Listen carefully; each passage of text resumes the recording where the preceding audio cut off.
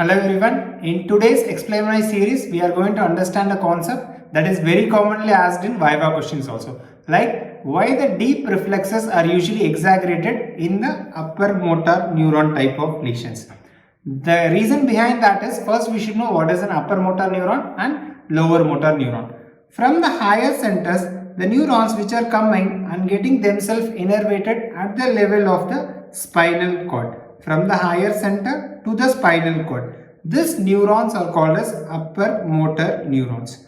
And from the spinal motor neurons, whichever is going and giving innervation to the muscle and causing the muscle action is called as the lower motor neurons.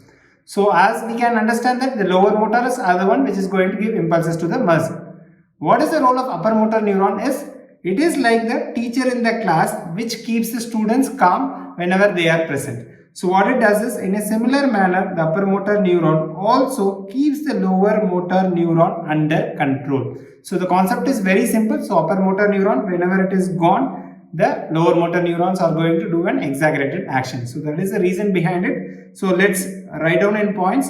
The upper motor neurons, they are inhibitory to the lower motor neurons. So what happens whenever there is inhibition of this discharge? The lower motor neurons will do a lot of discharge from them and cause an exaggerated action. And this we see it in commonly whenever we are doing a deep tendon reflex like a knee jerk, biceps, triceps. And whenever you are tapping it, there will be a sudden reflex in case of an upper motor neuron patients. Because now the upper motor neurons are not able to control anything that is performed by the lower motor neurons, and lower motor neurons are give an exaggerated type of reaction because it's not under the control of upper motor neurons anymore.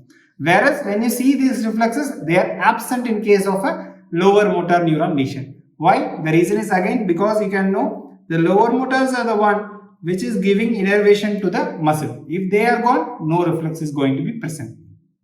And there is an increased motor neuron discharge from the lower motor neurons which increases the sensitivity of the muscle spindle to any kind of stretch, giving an exaggerated form of reflex.